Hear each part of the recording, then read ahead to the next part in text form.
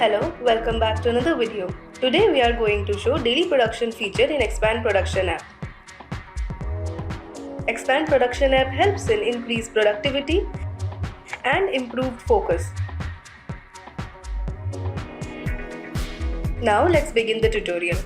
Log in into the production app with your credentials. Next, click on the triple bar icon at the top of the screen and choose the daily production option. A new screen will open where you can select your production advice number and the operator,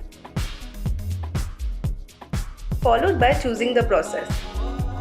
Proceed to the material output option, click on add, search for your product and input the quantity. Click OK and then use the drop down to enter the details before saving the record. Data will be synced with the system accordingly. Click OK to view the record.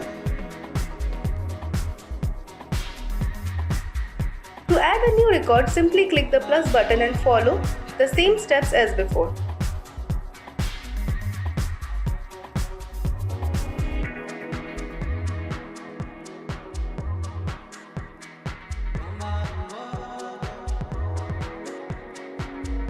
The entries done to the app can also be viewed in the system immediately.